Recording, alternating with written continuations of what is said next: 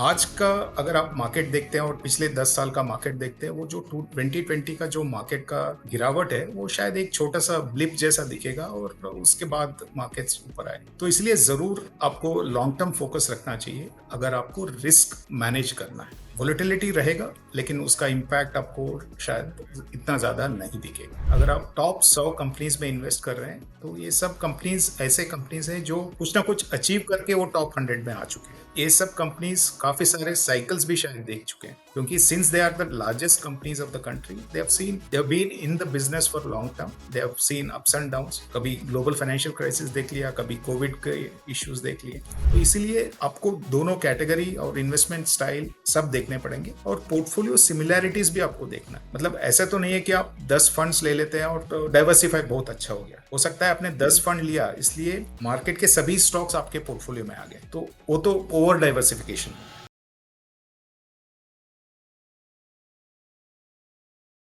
Hello friends, मेरा नाम नम्रता अरोरा है। Welcome back to mutual fund की बात। म्यूचुअल फंड की बात में हम ग्लोबल और Indian economic condition, commodity, stock market, mutual funds, इन सब के बारे में बात करते हैं। और आज हमारे इस एपिसोड में we have with us mister Harsha Upadhyay, who is the chief investment officer CIO for equities at Kotak Mahindra Asset Management Company. He heads the equity desk at Kotak Mahindra AMC and also directly manages funds such as Kotak Standard Multi-Cap Fund, Kotak Equity Opportunities Fund, and the Kotak Tax Saver Fund. He has over 2 decades of experience and spread across equity research and fund management. In the past, he has worked with DSP BlackRock, UTI Asset Management, Reliance Group, and SJ Asia Securities. Mr. Harsha completed his Bachelor of Engineering in Mechanical from National Institute of Technology, Surathkal, and he holds a postgraduate diploma in Management Finance from Indian Institute of Management, Lucknow. He also holds a Chartered Financial Analyst Charter from the CFA Institute, US, and he also follows various sports and was a hockey player while at university.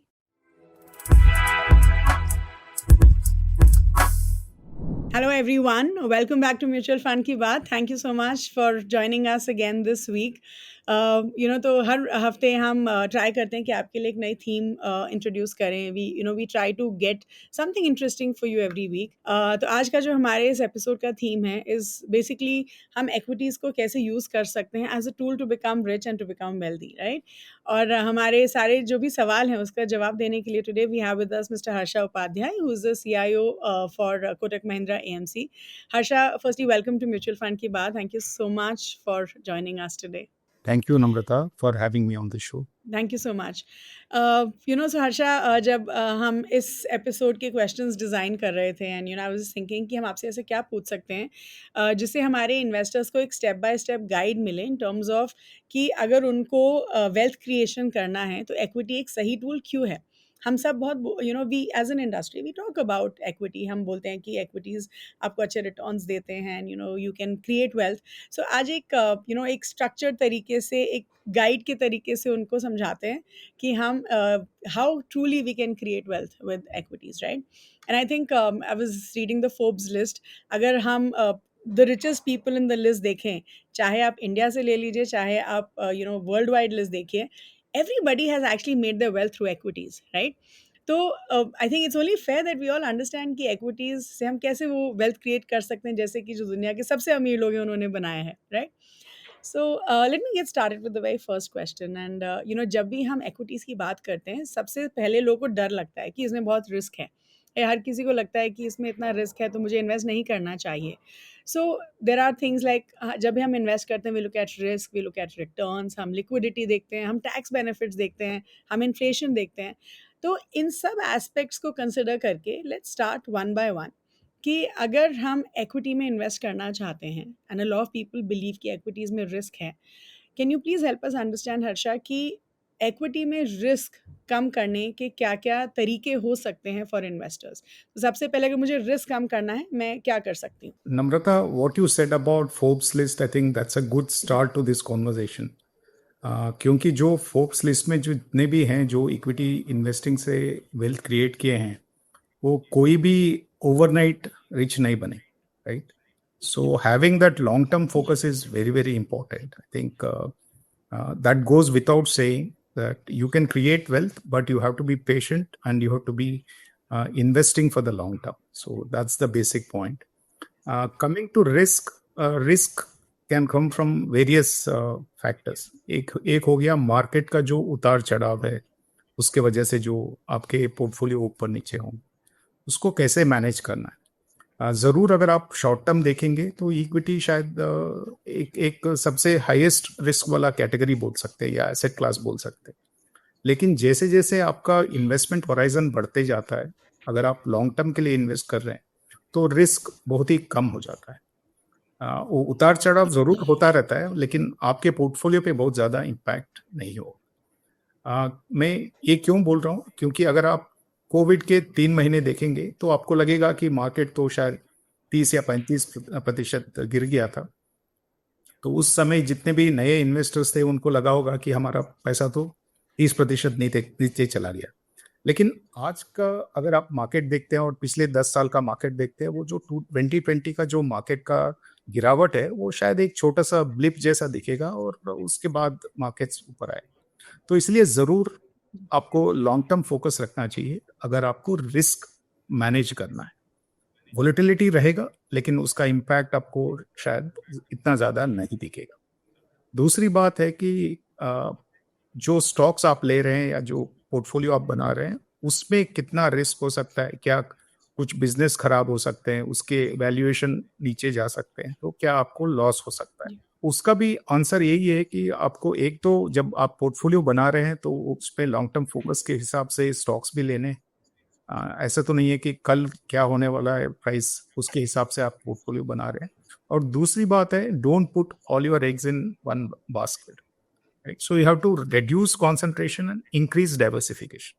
यानी कि all else being equal, अगर आपके पास 4 stocks हैं और 40 stocks हैं, तो 4 stock वाले portfolio ज़्यादा रिस्की होगा, क्योंकि 4 में से अगर एक भी पोर्टफोलियो स्टॉक खराब करता है तो आपके पोर्टफोलियो पे बहुत इम्पैक्ट होता है। लेकिन अगर आप जी। 40 स्टॉक्स के पोर्टफोलियो बनाते हैं और साइजिंग भी ठीक-ठाक करते हैं, तो वो डाइवर्सिटी से आपको काफ़ी रिस्क मैनेज करना आसान हो जाता है।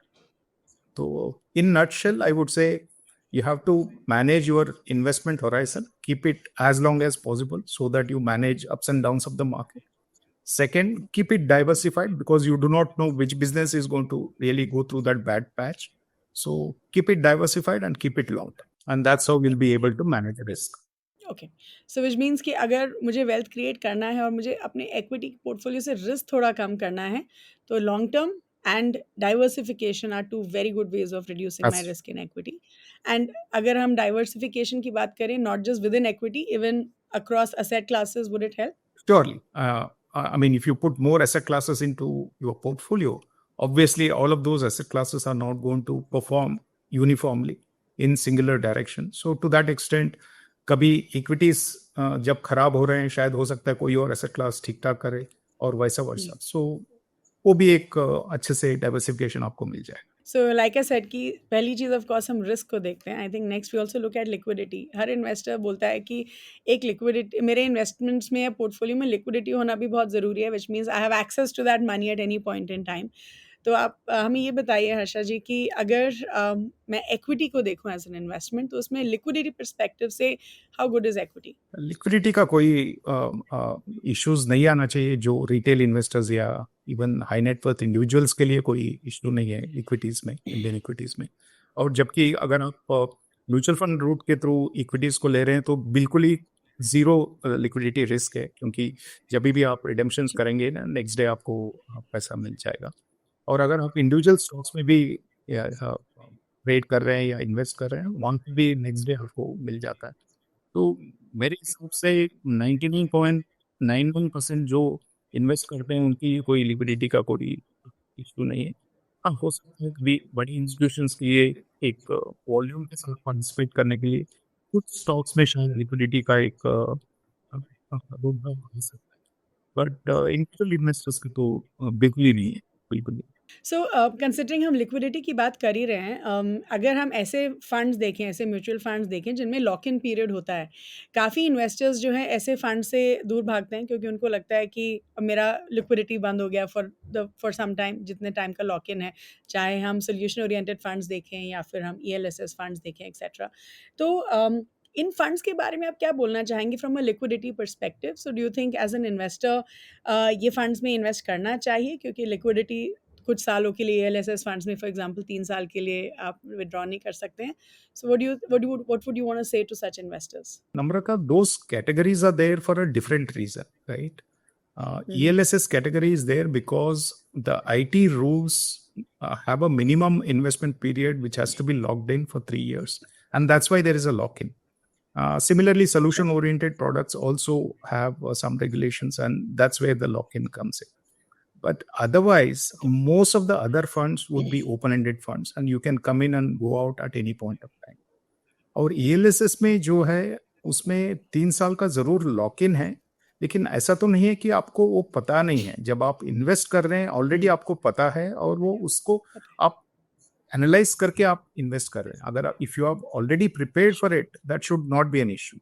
और मेरा मानना यह है कि इक्विटीज में आप जितना लंबा इन्वेस्ट करते हैं उतना बेहतर है. और अगर आपका 3 साल तक एक लॉक इन है, एक डिसिप्लिन है, more often you will be better off with that lock-in, I would say. क्योंकि अगर 3 साल के पहले कोई भी उतार चढ़ाव आता है, शायद आपको उससे कोई लेना देना नहीं है, तो आप चिंताजनक कोई इशू नहीं रहता है. Yeah, I agree with you कि I think lock-in sometimes investor के favor में ही काम करता है, because अगर restriction है तो आपका पैसा पड़ा रहेगा, you can't take it out, so Yes. it's a good thing. Sure. So I think next let's talk about inflation. We always say कि जब भी आप इन्वेस्ट करते हैं आपका जो रिटर्न्स हैं वो इन्फ्लेशन को बीट करना चाहिए एटलीस्ट, जिससे कि आप थोड़े पॉजिटिव रिटर्न्स जनरेट कर पाएं. And I think that's one of the reasons कि फिक्स्ड इनकम इन्वेस्टमेंट्स में क्योंकि वो इन्फ्लेशन को बीट नहीं कर पाते हैं, a lot of investors tend to stay away from fixed income investments in a big way. तो अब हमें थोड़ा इक्विटी और इन्फ्लेशन के बारे में बताइए. How are they correlated and at the same time equities कैसे इन्फ्लेशन को बीट कर पाते हैं? देखिए, over the long term equity assets generally beat inflation over a long term. And I think अगर आपको लॉन्ग टर्म में इन्फ्लेशन हेज चाहिए, जरूर आपको इक्विटी इन्वेस्टमेंट्स करने चाहिए. लेकिन ये हो सकता है कि कभी एक साल ऐसा है जहाँ पे equity returns for example negative हो जाए और थोड़ा पॉजिटिव इन्फ्लेशन रहे, वो हो सकता है. लेकिन अगर आप 10 साल, 20 साल, 30 साल ऐसे सोचते हैं तो जरूर equity assets should be the predominant asset class to beat inflation. And अगर आप इंडिया का इक्विटी रिटर्न्स भी अगर आप देखते हैं, अगर आप इंडेक्स का रिटर्न्स देखते हैं, म्यूचुअल फंड्स, काफ़ी कुछ म्यूचुअल फंड्स तो रिटर्न से ज़्यादा रिटर्न्स दिए हुए हैं, लेकिन लेट्स से एग्जांपल के तौर पे अगर आप निफ्टी रिटर्न्स देखते हैं लॉन्ग टर्म में करीब 14-14.5% का रिटर्न्स है. और हमारे इन्फ्लेशन 20 साल में या 30 साल में उतना नहीं रहा है, उससे बहुत ही कम CAGR इन्फ्लेशन. तो इसीलिए over the long term definitely equities will be such an asset class which will beat inflation. But हो सकता है कि कोई एक पीरियड में कोई एक साल इन्फ्लेशन ज़्यादा है और इक्विटी रिटर्न्स कम है, वो तो नेचुरली हो सकता है. ओके. अब क्योंकि हम इन्फ्लेशन की बात कर ही रहे हैं तो थोड़ा रिटर्न्स की भी बात कर लेते हैं, बिकॉज ऑब्वियसली आई थिंक एक जो सबसे बड़ा रीज़न होता है for an investor to invest in equities कि उनको अच्छे रिटर्न्स चाहिए. इन्वेस्टर बोलते हैं कि मैं रिस्क लेने के लिए राज़ी हूँ, लेकिन ऑफ कोर्स मुझे अच्छे रिटर्न्स मिलने चाहिए. सो हेल्प अस अंडरस्टैंड कि एक्विटीज़ में जब हम इन्वेस्ट करते हैं, स्टॉक्स और एक्विटी म्यूचुअल फंड्स, आइडियली हमें कितना रिटर्न का हमारा एक्सपेक्टेशन होना चाहिए? लाइक बिकॉज आई फील कि अगर आप बहुत ज़्यादा एक्सपेक्टेशन भी रखेंगे और अगर आप वो अचीव नहीं कर पाए तो आप थोड़े डिसअपॉइंटेड होंगे, एंड बहुत कम भी रखेंगे तो शायद आप you may be demotivated to invest. तो आपको क्या लगता है कि रिटर्न पॉइंट ऑफ व्यू से एक्विटी को हम कैसे देखें? देखिए, अगर आप इंडियन इकोनॉमी को देखते हैं तो इंडियन इकोनॉमी एक GDP ग्रोथ रेट जो है वो करीब 6 to 7% का जो रियल GDP ग्रोथ रेट है वहाँ पर अपना ग्रोथ चल रहा है. Assuming it continues and let's say inflation का जो एनुअल इन्फ्लेशन रेट है वो करीब 3 से 4% रहता है, क्योंकि RBI का भी जो लॉन्ग टर्म एक्सपेक्टेशन है इन्फ्लेशन का वो 4% का है. तो करीब लोअर डबल डिजिट्स में Indian economy nominal GDP growth के हिसाब से बढ़ रहा है एनुअली. तो अगर ओवरऑल इकोनॉमी 10, 11, 12% नॉमिनल GDP के हिसाब से बढ़ रहा है तो there will be businesses which will do better than that percentage. The idea is to look for such businesses, make a portfolio of it, and also make sure that you are not paying too high a valuation for that portfolio. तो मान लीजिए आपने 40, 50, 60 stock के एक portfolio mutual fund में बनाए, तो हमारा यही फोकस रहता है कि अगर इकोनॉमी का ग्रोथ लेट्स से X% है, तो कौन से ऐसे बिजनेसेस हैं, स्टॉक्स हैं जो X से थोड़ा बेहतर करें और उसके वैल्यूएशंस भी ठीक ठाक हो। ऐसा नहीं है कि जस्ट बिकॉज वो ग्रोथ बहुत अच्छा है आप कोई भी वैल्यूएशन दे सकते हैं, ऐसा नहीं है। तो वैल्यूएशंस भी ठीक ठाक होना चाहिए, क्योंकि अगर आप मारुति कार ले रहे हैं तो आप उसको मर्सिडीज का प्राइस नहीं दे सकते। अगर देख लीजिए तो सेकंड हैंड जब आप बेचने जाएंगे तो आपको मर्सिडीज का कोई सेकंड हैंड वैल्यू नहीं मिलने वाला है मारुति कार के लिए। तो जरूर अच्छे बिजनेसेस को चुनना चाहिए और उसके वैल्यूएशंस भी उतने ही इम्पोर्टेंट। उसके बाद जो है और एक पहलू आता है जो है वैल्यूएशन। जैसे कि आज आपने इन्वेस्ट किए तो आज का जो वैल्यूएशन है वो तो आपको पता है क्या वैल्यूएशन है, लेकिन जब आप एग्जिट करेंगे कौन सा वैल्यूएशन रहेगा वो आपके हाथ में नहीं। तो इसीलिए वो वैल्यूएशन अगर आप मानते हैं कि आप 3-5 साल के लिए निवेश कर रहे हैं तो यही असम्पशन रहेगा कि जो एंट्री वैल्यूएशंस है उससे बेहतर वैल्यूएशन पे आप एग्जिट करेंगे या उसी वैल्यूएशंस पे करेंगे। यानी कि जब ठीक ठाक मार्केट होगा तभी आप प्रॉफिट बुक करेंगे। अगर ये सबको आप जोड़ के सोचते हैं तो जनरली जो पोर्टफोलियो कंपनीज है वो नॉमिनल जीडीपी से बेहतर ग्रो करना चाहिए, और जितना अच्छा पोर्टफोलियो आपका एमएफ का बन सकता है और जो जितने कम वैल्यूएशंस पे उन्होंने वो पोर्टफोलियो बनाया है उतना आपको उससे अपसाइड मिल सकता है। तो अगर ब्रॉडली अगर देखें तो लो डबल डिजिट्स का जो एक्सपेक्टेशन है वो एक रीजनेबल एक्सपेक्टेशन है, उसके ऊपर जो आता है वो आपका बोनस है। और ऐसा भी नहीं है कि लो डबल डिजिट्स का एक्सपेक्टेशन है तो हर साल लो डबल डिजिट्स, उसमें ऐसा होगा कभी आपको 25% रिटर्न मिल सकता है, कभी नेगेटिव भी रिटर्न मिल सकता है। लेकिन अगर आप 5-10 साल के लिए इन्वेस्ट कर रहे हैं तो लो डबल डिजिट्स का जो एक्सपेक्टेशन रखेंगे आप वो ठीक ठाक एक्सपेक्टेशन बोल सकते हैं। So that's like the average CAGR that you are saying कि वो That's low double digits में होना चाहिए। Okay okay. सो अब देखते हैं टैक्सेशन परस्पेक्टिव से। आई डू बिलीव कि बहुत सारे इन्वेस्टर्स एक्चुअली जब तक न्यू टैक्स रिजीम इंट्रोड्यूस नहीं हुआ था and everyone was following the old tax regime, tax planning के हिसाब से ही इन्वेस्टमेंट्स की जाती थी, राइट? सब बोलते थे मेरा टैक्स प्लानिंग हो गया तो मेरा इन्वेस्टमेंट्स भी हो गया, राइट? लेकिन ऑफ कोर्स आई थिंक अब टाइम्स हैव चेंज्ड। अब क्योंकि न्यू टैक्स रिजीम इंट्रोड्यूस हो गई है तो बहुत सारे लोग इन्वेस्ट करते भी नहीं हैं you know in tax in funds or investments which are good from a tax planning perspective. अब अगर हम टैक्सेशन की बात करें इन एक्विटीज, राइट? आप हमें ये बताइए कि जो हम अपने गेन्स पे टैक्स देते हैं in equities versus other asset classes, how beneficial is this? और एक टैक्स परस्पेक्टिव से एक इन्वेस्टर को कितना फायदा हो सकता है? नम्रता देखिए, इक्विटी टैक्सेशन जो है वो सबसे सुपीरियर टैक्सेशन है compare to other asset classes like fixed income, commodities and all of this. And इसमें लॉक इन भी नहीं है, right, except for categories like ELSs which you mentioned. Otherwise it comes Yep. with almost full liquidity at any point of time, so there is no issue on liquidity. अगर आप taxation देखें, अगर आप, मैं तो सिर्फ इतना ही बताऊंगा कि इक्विटी तो बेहतर है ही, but between equity investing and MF investing merit in doing mutual fund investing because of the taxation as well. For example, अगर आप इक्विटी इन्वेस्टर हैं और डायरेक्टली स्टॉक में इन्वेस्ट कर रहे हैं तो वो जो डिविडेंड आता है उस पर फुल टैक्स आपको देना है। और अगर आप मान लीजिए 11 महीने में उस स्टॉक को आप बेच दिए, प्रॉफिट बुक कर लिए, तो आपके ऊपर capital gains, short term capital gains tax लगेगा जो 20%, राइट?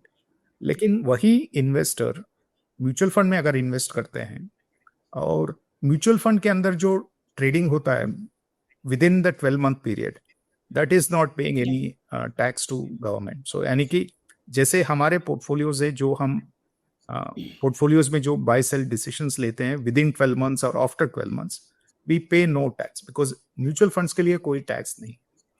सिमिलरली जो डिविडेंड्स आता है हमारे फंड्स में उस पर भी कोई टैक्स नहीं। तो as long as you as an investor 12 महीने तक उसको आप रखते हैं और उसके बाद अगर आप बेच रहे हैं तो आपको सिर्फ लॉन्ग टर्म कैपिटल गेन्स देने की जरूरत है। तो उस हिसाब से म्यूचुअल फंड्स में आपको एनीवे लिक्विडिटी तो है, अगर आपको बेचना है 11 महीने में, 10 महीने में, वो भी अवेलेबल है। लेकिन मैं सजेस्ट नहीं करूंगा क्योंकि इक्विटीज एक लॉन्ग टर्म एसेट क्लास है, आपको लॉन्ग टर्म के लिए ही सोचना। बट लेकिन कोई इमरजेंसी आपको करना है तो आपके लिए वो डोर ओपन है। और दूसरी बात है कि जो अगर आप इंडिविजुअली स्टॉक को लेके प्रॉफिट बुक करते हैं तो शायद आपको शॉर्ट टर्म कैपिटल गेन्स देने पड़ेंगे, डिविडेंड पे टैक्स देना पड़ेगा, वो सब यहाँ पे नहीं होगा। तो overall equity as an asset class is superior in taxation. Within that, mutual funds obviously have better taxation. Okay, wonderful. All right. So, Harsha ji, अब now that we've understood the basics, right? अब जो है categories के बारे में बात करते हैं, क्योंकि wealth creation अगर आपने सही category में invest किया है तो शायद आपका wealth creation जल्दी हो जाएगा. And so let me ask you from a perspective कि अगर एक ऐसा investor है who's willing to take the risk, who's saying कि मुझे risk लेना है and I'm a long term investor, तो ऐसे इन्वेस्टर के पोर्टफोलियो में आप क्या कैटेगरीज देखेंगे? What are the kind of categories which will fit into this investor's portfolio? देखिए, कोई भी इन्वेस्टर के लिए अगर सजेस्ट करना है तो ऐसा तो नहीं है कि हर एक के लिए एक वन साइज फिट्स ऑल करके कोई कैटेगरी है, कोई फंड है। लेकिन मैं सिर्फ रिस्क के हिसाब से कैटेगरीज बता दूंगा, उसके बाद शायद उनको एवेल्युएट करना पड़ेगा या फाइनेंशियल एक्सपर्ट के साथ बैठ के डिसाइड करना पड़ेगा। जो थेमेटिक फंड्स है या सेक्टर फंड्स हैं, वो सबसे ज़्यादा risk with in equity mutual funds आप बोल सकते हैं, क्योंकि काफ़ी सारे ऐसे सेक्टर फंड्स हैं जो एक ही सेक्टर में इन्वेस्ट करते हैं। यानी कि एंट्री और एग्जिट इन्वेस्टर को है, लेकिन portfolio manager can not go out of that sector, right. मैं ऐसे ही उदाहरण के तौर पे देता हूँ कि अगर मान लीजिए कोविड के टाइम पे आईटी इंडस्ट्री का सेक्टर फंड में किसी ने निवेश किया था, उनको तो एग्जिट है, वो कभी भी चाहे वो रिडीम कर सकते हैं। लेकिन पोर्टफोलियो मैनेजर कोविड के बाद जो वैल्यूएशन इंप्रूव हुआ आईटी सेक्टर का, तभी भी वो आईटी सेक्टर में ही निवेश करते थे। जब वो करेक्शन में गया हुआ है उसके बाद जो 3 साल से, और आज के दिन में भी आईटी स्टॉक्स कुछ खास नहीं कर रहे हैं या सेक्टर कुछ खास नहीं कर रहे हैं, तभी भी पोर्टफोलियो मैनेजर को उसी सेक्टर में रहना पड़ता है। तो उस हिसाब से आपको ही एंट्री और एग्जिट दोनों मैनेज करना होता है। पोर्टफोलियो मैनेजर के हाथ में विद इन द सेक्टर वो फ्लेक्सिबिलिटी है, कौन सा स्टॉक चुने, कौन सा नहीं रखे, लेकिन beyond that they can not do much, right. So that's why single sector funds come with highest level of risk. Anything happening to that sector will impact the portfolios. The next will be thematic funds or multi-sector funds. जैसे कि themes हो गए, consumption, वो theme है, उसमें शायद 3 या 4 different sectors जुड़ जाते हैं। सेक्टर फंड से थोड़ा बेहतर है क्योंकि मल्टीपल सेक्टर्स हैं, बट फिर भी पूरा डाइवर्सिफाइड नहीं है। मान लीजिए आपको आईटी सेक्टर में इन्वेस्ट करना है तो कंजम्पशन फंड तो नहीं कर सकता, और जिस दिन आईटी सेक्टर चलेगा तो कंजम्पशन फंड में वो स्टॉक्स नहीं आ सकते, तो वो एक अलग टाइप का रिस्क हो जाता है, लेकिन सेक्टर फंड से थोड़ा कम। और इसके बाद जो रिस्क है वो mid and small cap category में आता है, क्योंकि जनरली ये बिजनेसेस जो हैं ये एस्टैब्लिश्ड बिजनेसेस नहीं है कंपेयर टू लार्ज कैप्स, तो यहाँ पे आपको गलत होने का ज़्यादा पॉसिबिलिटीज़ हैं, तो उस हिसाब से आपको रिस्क थोड़ा ज़्यादा वहाँ पे मैनेज करना रहता है।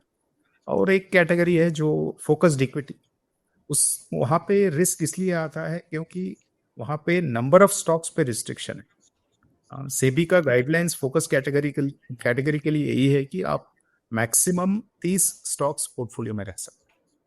तो वहाँ पे वही एक रिस्क है कि हर एक स्टॉक का जो वेट है पोर्टफोलियो में वो ज़्यादा है। अगर 30 में 1-2 भी अगर कुछ बिजनेस चैलेंजेस पे चले जाते हैं और काम नहीं करते हैं, तो आपके पोर्टफोलियो पे उतार चढ़ाव ज़्यादा हो सकता है। तो ये हो गया आपका जनरली कैटेगरी वाइज अगर आप रिस्क देखें तो ये 4-5 कैटेगरीज हैं जहाँ पे डाइवर्सिफाइड कैटेगरीज से थोड़ा ज़्यादा रिस्क है। सो अगर हम इसी क्वेश्चन को रिवर्स कर दें और पूछे कि ऐसा इन्वेस्टर जिसको रिस्क नहीं लेना है, who is not willing to take too much risk, और वो लॉन्ग टर्म इन्वेस्टर ही हैं, उनके लिए आप क्या कैटेगरीज रेकमेंड करेंगे? Namrata, for more conservative equity investors, I would suggest diversified large cap funds, क्योंकि large cap companies जो हैं established companies हैं, known companies हैं, they are capable of handling ups and downs of business much better than mid and small cap companies. There is no one single theme in the portfolio. Portfolio is very well diversified. It's not a product like focused category where there's a restriction on number of stocks. तो उस हिसाब से large cap category definitely एक safer बेट बोल सकते हैं। उसके अलावा अगर आपको देखना है फ्लेक्सी कैप या large and mid category will also be slightly lower than large caps in terms of the uh, uh, uh, Okay. risk profile. I mean, they have a slightly higher risk than large caps, but since they have at least about 50 odd percent of large caps, they also offer reasonable diversification and safety, I would say. अगर आप और conservative investor हैं तो शायद आप hybrid investments भी देख सकते हैं, Yeah. जहां पे इक्विटी के साथ आपको दूसरे एसेट क्लासेस भी मिलते हैं जैसे कि फिक्स्ड इनकम या कमोडिटीज। वो भी एक अच्छा तरीका है कि आप एक ही फंड में मल्टीपल एसेट क्लासेस को ले रहे हैं और इक्विटी का proportion obviously since there are more asset classes in the fund it will not be 100%, so it will range from whatever lower percentage to higher percentage depending on the product. तो वो एक हो गया जहां पे आप पूरा इक्विटी रिस्क नहीं ले रहे हैं और एक ही प्रोडक्ट में आप मल्टीपल एसेट क्लासेस को ले रहे हैं और एक एक कंजर्वेटिव पोर्टफोलियो बना रहे हैं। सो नाउ अगर मैं इस इन्वेस्टर का पोर्टफोलियो देख रही हूँ जिन्होंने बहुत ज़्यादा रिस्क लिया है and probably they invested in sectoral thematic fund small cap funds focused funds, तो हर्षा जी आप ये बताइए कि ऐसे इन्वेस्टर को डू यू थिंक उनको अपने पोर्टफोलियो को रीबैलेंस करना पड़ेगा रेगुलरली या शफल करना पड़ेगा regularly because different themes work at different times. तो डू यू थिंक अगर एक ही थीम या उन्होंने लेट्स से 2-3 थीम्स को लॉन्ग टर्म के लिए इन्वेस्ट किया है, do you think it'll help them in wealth creation या उनको फिर shuffle करना पड़ेगा अपना portfolio? They will have to be more involved in terms of selecting those themes, monitoring those themes, deciding when to exit, when to moderate. All of that has to be done much more closely. Okay. जैसे कि आपने भी बोला कि हो सकता है कि कोई थीम 3 साल के लिए 5 साल के लिए बहुत अच्छा थीम है और आपको बहुत अच्छे रिटर्न्स आए, हो सकता है कि उसके बाद के 3 साल शायद इतने अच्छे नहीं है, लेकिन आपको उस टाइम पे टैक्टिकली वहां पे आपका लोकेशन मॉडरेट करना पड़ेगा या एग्जिट करना पड़ेगा और दूसरे सेक्टर दूसरे थीम को आपको देखना पड़ेगा। तो yes, I mean it can be one strategy but obviously the risk levels are high. So which means अगर आप रिस्क ले रहे हैं और ऐसे फंड्स में इन्वेस्ट कर रहे हैं, आपका इन्वॉल्वमेंट ज़्यादा होना चाहिए बिल्कुल। एंड या या और अगर हम ऐसे इन्वेस्टर्स की बात की जो बिल्कुल ही कंजर्वेटिव हैं एज यू सेड कि वो हाइब्रिड फंड्स में इन्वेस्ट कर रहे हैं मल्टी एसेट एलोकेशन फंड्स में एक्सेट्रा, सो उनके लिए क्या इन्वेस्टमेंट होराइजन अब और ज़्यादा लॉन्ग टर्म होना चाहिए वेल्थ क्रिएशन के लिए, डू यू थिंक? क्योंकि अब रिटर्न्स उतने अच्छे नहीं हैं तो शायद उनको लंबा समय इन्वेस्टेड रहना पड़ेगा to create the same amount of wealth. Namrata देखिए, रिटर्न्स एंड रिस्क दोनों साथ साथ चलते हैं। वो कम रिस्क ले रहे हैं इसलिए जी। उनको कम रिटर्न मिल रहा है और ऐसा भी नहीं है Yeah. कि आप हाईएस्ट रिस्क लेते हैं तो हाईएस्ट रिटर्न मिलेगा। Risk is guaranteed but not the returns. तो इसलिए the मतलब returns. Just because you take more risk doesn't mean that you will get highest returns, but yes एक रीजनेबल लेवल पे अगर आप रिस्क लेते हैं एंड कैलकुलेटेड रिस्क लेते हैं तो you are expected returns can be higher. लेकिन हाइब्रिड एक अलग कैटेगरी हो गया। आप पूरा इक्विटी का रिस्क नहीं ले रहे हैं और इक्विटी सबसे ज्यादा रिटर्न वो द लॉन्ग टर्म देता है, इसलिए आपके रिटर्न्स कम आते हैं लेकिन आपका वोलेटिलिटी भी कम होता है पोर्टफोलियो में। तो अगर दोनों को कंपेयर करके देखते हैं तो it's not a bad option, but finally हर एक इन्वेस्टर के लिए वो चॉइस तो उनको ही करना है कि कितना रिस्क वो ले सकते हैं और कितना लॉन्ग टर्म वो रख सकते हैं, क्या नीड्स है, राइट। फॉर एग्जाम्पल किसी को एक गोल है जो मान लीजिए 12% का कंपाउंडिंग से वो गोल अचीव हो सकता है 5 साल में मान लीजिए, लेकिन अगर वो जाके इक्विटी सेविंग्स जैसा हाइब्रिड प्रोडक्ट जो सबसे कम इक्विटी अलोकेशन है जिसमें 25% के आसपास का इक्विटी अलोकेशन होता है, उस प्रोडक्ट को अगर लेते हैं लेकिन एक्सपेक्टेशन 12% का है, दैट मे और मे नॉट हैपन, राइट। लेकिन वही इन्वेस्टर इक्विटी फंड में डालते हैं तो most likely goals will be achieved. तो इसीलिए आपके गोल्स क्या है, रिस्क टॉलरेंस क्या है और कितने समय के लिए आप क्या गोल के लिए आप इन्वेस्ट कर रहे हैं, तो ये सब हर एक के लिए अलग अलग होता है। तो there is no one size fits all kind of a solution unfortunately. I'm trying to ask you these questions क्योंकि मैं चाहती हूँ कि हर कैटेगरी ऑफ इन्वेस्टर्स को पर्सपेक्टिव मिलना चाहिए in terms of how they can invest. So, Harsha ji, I've read a little bit about you, and you always believed कि large cap companies जो हैं एक बहुत बड़ा role play करने वाली हैं in wealth building. So, please tell us why, and ऐसे कौन सी अच्छी म्यूचुअल फंड कैटेगरीज हैं जो आपको लार्ज कैप का एलोकेशन दे सकती हैं, apart from large caps of course, large cap funds के अलावा ऐसे और कौन से फंड्स हैं जिनमें लार्ज कैप काफ़ी सिग्निफिकेंटली पाया जाता है? लार्ज कैप का प्रेफरेंस इसलिए है क्योंकि they offer relatively better safety. ये large cap by definition are from the top 100 companies within the country, right. अगर आप टॉप 100 कंपनीज में इन्वेस्ट कर रहे हैं तो ये सब कंपनीज ऐसे कंपनीज हैं जो कुछ ना कुछ अचीव करके वो टॉप 100 में आ चुके हैं. जी. और ये सब कंपनीज काफी सारे साइकिल्स भी शायद देख चुके हैं, क्योंकि since they are the largest companies of the country, they have been in the business for long term. They have seen ups and downs. कभी ग्लोबल फाइनेंशियल क्राइसिस देख लिया, कभी कोविड के इश्यूज देख लिए, कुछ और बिजनेस रिलेटेड इश्यूज भी देख लिए. ये सब के बावजूद if they are in the 100, that means that they have some real competitive advantage to be there in that category. Obviously हर एक वैल्यूएशन भी आपको देखना है. जस्ट बिकॉज वो टॉप 100 है ऐसा तो नहीं है कि कोई भी वैल्यूएशन ठीक है. आज के दिन मार्केट को देखते हैं तो between categories large, mid and small, large cap के वैल्यूएशंस काफी रीजनेबल बोल सकते हैं. तो इसीलिए दोनों वजह से हम ये बोल रहे हैं कि आज के दिन में अगर किसी को थोड़ा कंजर्वेटिव एक्सपोजर लेना है इक्विटी में, तो लार्ज कैप ओरिएंटेड फंड्स पे रहना बेहतर है. और आपका दूसरा क्वेश्चन है कि लार्ज कैप फंड्स के अलावा कौन से ऐसे फंड्स हैं जो इस ओवरऑल टीम में फिट हो सकते हैं. तो हमें लगता है कि जितने भी एटलीस्ट 25% जो लार्ज कैप एक्सपोजर है ठीक है, क्योंकि तो स्टेबल एस्टेब्लिश कंपनीज होंगी, और बाकी जो मिडिल स्मॉल कैप्स रहेंगे वो आपको पोटेंशियल किकर दे सकते हैं. तो उस हिसाब से फ्लेक्सी कैप और लार्ज एंड मिड कैटेगरी, ये दोनों कैटेगरीज भी हम एक्सप्लोर कर सकते हैं. तो फ्लेक्सी कैप में तो कोई रिस्ट्रिक्शन नहीं रहता in terms of large cap, and large and mid cap I think minimum 35% large caps में होना चाहिए. That's right, Okay. Minimum 35%. Minimum 35%. Okay, fair enough. All right.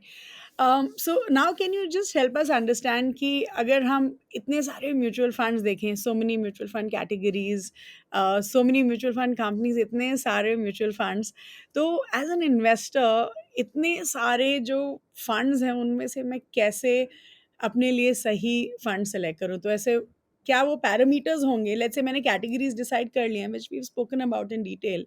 तो अगर कैटेगरीज डिसाइड कर लिए हैं तो how do I select the right fund? तो उसमें मुझे क्या पैरामीटर्स, क्या चीज़ें देखनी चाहिए before picking a fund for myself? आई थिंक ये इंटरव्यू थोड़ा शॉर्ट पड़ेगा अगर पूरे पैरामीटर्स को हम डिस्कस करेंगे, बट ज़रूर यही बोलूँगा कि एक तरफ से फाइनेंशियल एक्सपर्ट के थ्रू इन्वेस्ट करना बेहतर है, क्योंकि अगर आपके कोई भी हेल्थ इश्यूज आते हैं तो आप अपने आप से मेडिसिन नहीं लेते हैं. आप डॉक्टर के पास जाके सलाह लेके फिर आप वो काम करते हैं. तो वेल्थ क्रिएशन भी वैसे ही होना चाहिए, प्रोफेशनल एडवाइस लेके फिर करना चाहिए. अगर आप सब कुछ जानते हैं और रिस्क कितना लेना है, क्या आपके गोल्स हैं और कौन से फंड्स में क्या क्या हो सकता है, ये सब जानकारी है तो शायद आप डायरेक्टली कर सकते हैं. Otherwise just sorting all the funds based on fast returns, जो टॉप के 3 फंड्स आ गए, 5 फंड्स आ गए, उसमें इन्वेस्ट कर दिया, वो एक सबसे बड़ी गलती होगी. क्योंकि ऐसा तो नहीं है कि जो पिछले साल के टॉप 3 फंड्स है वो अगले साल भी टॉप 3 रहेंगे. हो सकता है वो बॉटम 3 भी हो जाए.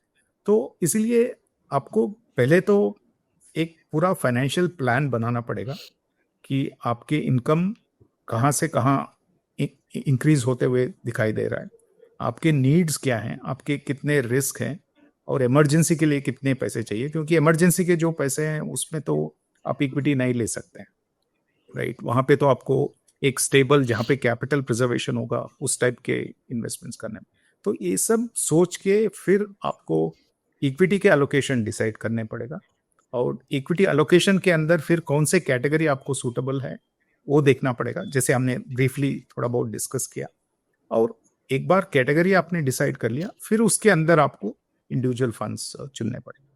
सो आजकल हमने देखा है कि बहुत सारे नए कैटेगरीज आ रहे हैं इन्वेस्टर्स के लिए and as a country mutual funds में ऑफ कोर्स हमारा पेनिट्रेशन भी बढ़ रहा है एट द सेम टाइम बहुत सारे ऑप्शंस भी हैं इन्वेस्टर्स के लिए एंड आई थिंक बहुत सारे म्यूचुअल फंड कंपनीज जो हैं वो बहुत यूनिक इन्वेस्टमेंट स्ट्रैटेजीज भी फॉलो करती हैं so can you help us understand कि ऐसी कौन सी कुछ यूनिक इन्वेस्टमेंट स्ट्रैटेजीज होंगी which are used by asset management companies for wealth creation? Unique तो नहीं बोलूंगा, मतलब ये सब इन्वेस्टमेंट स्टाइल्स हैं, हर एक का इन्वेस्टमेंट फिलोसफी अलग हो सकता है। जैसे कि कोटक म्यूचुअल फंड में हम growth at reasonable price, GARP, Garp जो है उसको फॉलो करते हैं। इसका मतलब है हमारे जी। पोर्टफोलियो जो है वो ग्रोथ कंपनीज के टुवर्ड्स टिल्टेड रहेगा, but at a reasonable price or at a reasonable valuation. So we will not pay any valuation or expensive valuation for growth companies, but we will still be tilted towards growth. That is one investment style. There can be many other investment styles. Somebody could be growth investor, which means that they will simply look at growth. They may not focus so much on valuation. They just focus on companies which are growing better than the market. There could be another strategy which is about value strategy, where they are focusing more on the value companies which currently may have not been doing that great, but there is significant value within those companies and they expect that to get unlocked over a time. तो ऐसे investment styles अलग हो सकते हैं, but ऐसे कोई unique नहीं है। मतलब किसी और का भी ग्रोथ एट रीजनेबल प्राइस हो सकता है, किसी और का भी ग्रोथ इन्वेस्टमेंट स्टाइल हो सकता है। ओके सो जब हम रिस्क कम करने की बात कर रहे थे हर्षा जी आपने बोला था कि एक जो तरीका होता है रिस्क कम करने का वो होता है कि आप डाइवर्सिफाई करिए अपने पोर्टफोलियो को one is of course long term one is diversification तो आप ये बताइए कि मुझे अगर अपना इन्वेस्टमेंट पोर्टफोलियो डाइवर्सिफाई करना है विद इन म्यूचुअल फंड्स तो सबसे अच्छा तरीका क्या होगा टू डाइवर्सिफाई माई पोर्टफोलियो? एक तो है कि similar funds from the same category should not be there, right. एक तो हमने बात किया कि सिंपलिस्टिकली मैंने 3 इन्वेस्टमेंट स्टाइल दिखाए, growth at reasonable price, growth, value. अगर आप 3 वैल्यू फंड्स ले लेते हैं तो आपके डाइवर्सिफिकेशन तो हुआ नहीं। बोलने के लिए 3 डिफरेंट फंड्स हैं, बट सबका इन्वेस्टमेंट स्टाइल सेम है, तो हो सकता है आपके बिजनेसेस जो हैं या स्टॉक्स जो हैं पोर्टफोलियो में वो शायद सिमिलर या सेम रहेंगे, राइट। वो डाइवर्सिफिकेशन नहीं। तो एक तो आपको इन्वेस्टमेंट स्टाइल्स देखने और उसके बाद कैटेगरीज भी देखने। आप अगर बहुत ही कंजर्वेटिव इन्वेस्टर हैं, जैसे हमने डिस्कस किया, लार्ज कैप चुन रहे हैं, तो लार्ज कैप के अंदर डिफरेंट इन्वेस्टमेंट स्टाइल को चुनिए, तब आपका डाइवर्सिफिकेशन होगा। लेकिन अगर कंजर्वेटिव इन्वेस्टर हैं, आप जाके फोकस्ड इक्विटी ले रहे हैं और वो भी सेम स्ट्रैटेजी ले रहे हैं, इन्वेस्टमेंट स्ट्रैटेजी, तो फिर वो एक तो गलत स्ट्रैटेजी हो गया और गलत कैटेगरी भी हो गया। तो इसीलिए आपको दोनों कैटेगरी और इन्वेस्टमेंट स्टाइल सब देखने पड़ेंगे और पोर्टफोलियो सिमिलैरिटीज भी आपको देखना है। मतलब ऐसा तो नहीं है कि आप 10 फंड्स ले लेते हैं और डाइवर्सिफाई बहुत अच्छा हो गया। हो सकता है आपने 10 फंड लिया, इसलिए मार्केट के सभी स्टॉक्स आपके पोर्टफोलियो में आ गए, तो वो तो ओवर डाइवर्सिफिकेशन हो गया। तो ये भी जरूरी है कि डाइवर्सिफाई करें, लेकिन एक लिमिट के अंदर आप करें, अदरवाइज आपके रिटर्न्स भी उतने कम हो जाते हैं, क्योंकि then you are buying entire market और एंटायर इंडेक्स। तो ये सब आपको ध्यान में रखना पड़ेगा। So just as one of the last questions for this conversation, Harsha ji, ऐसे कौन से वो टाइमलेस इन्वेस्टमेंट रूल्स हैं जो इन्वेस्टर्स को फॉलो करने चाहिए to become rich? Some very timeless rules जो आप हमें बता पाएं। Namrata, I keep saying this, but it is easier said than done. 3 investment mantras one can say. One is about regular investing.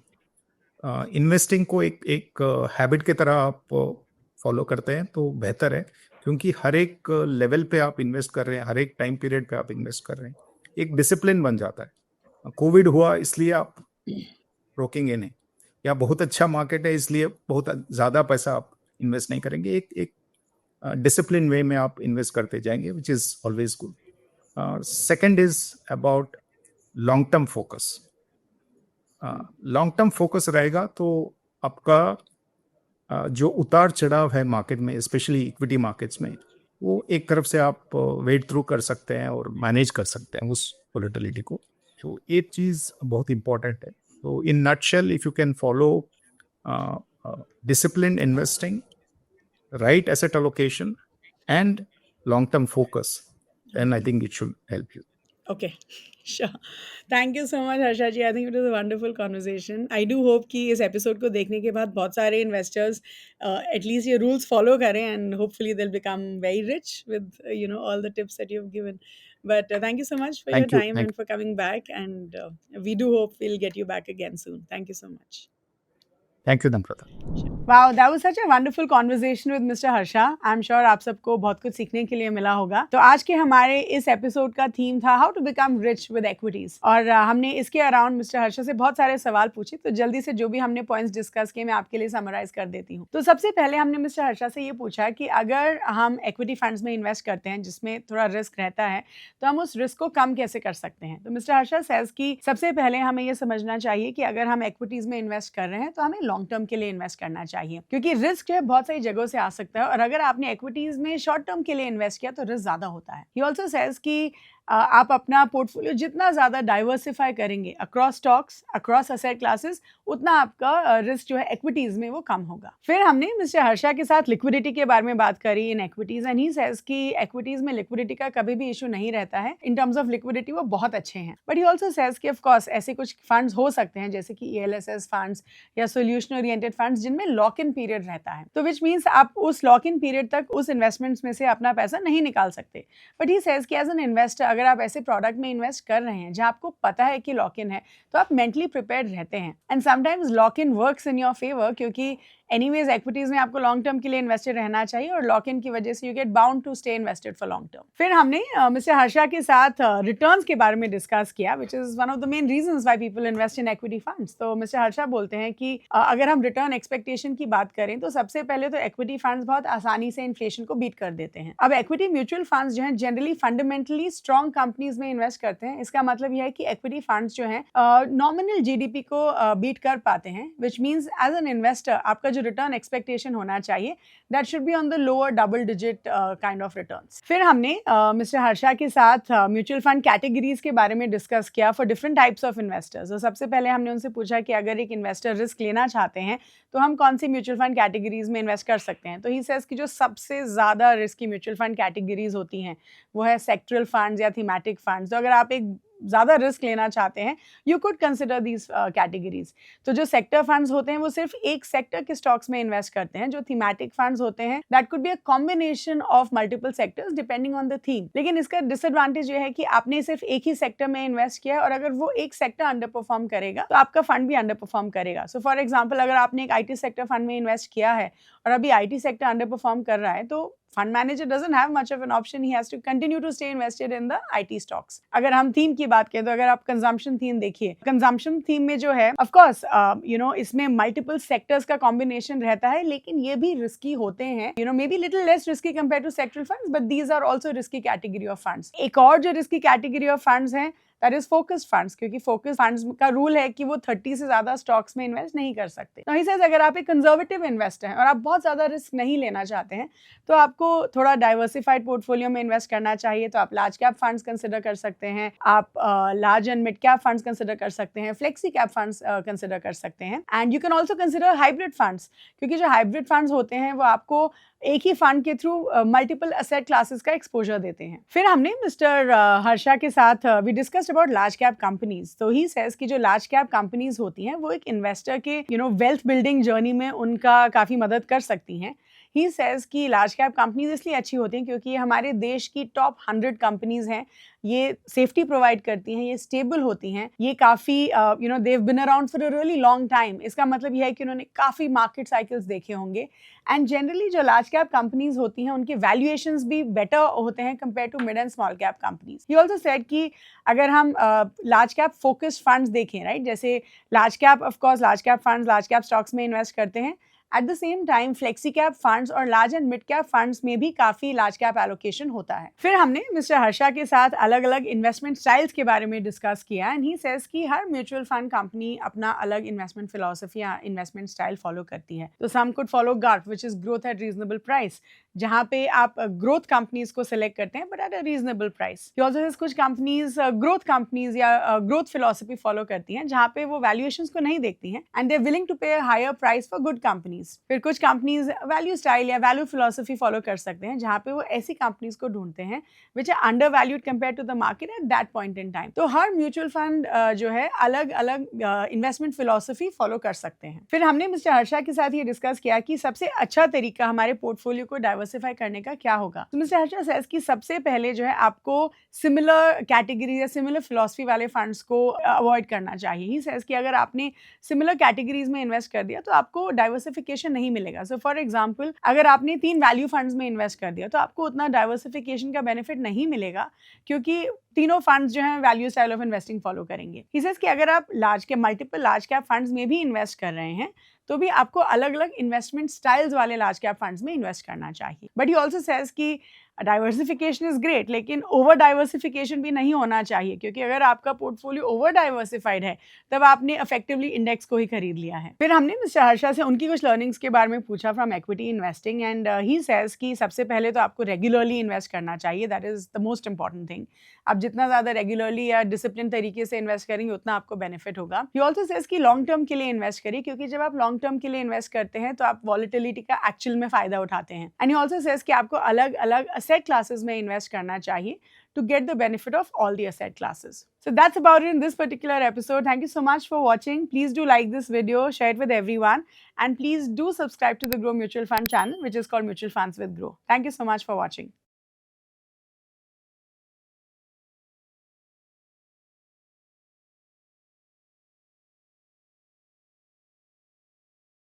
Mutual fund investments are subject to market risks. Read all scheme-related documents carefully.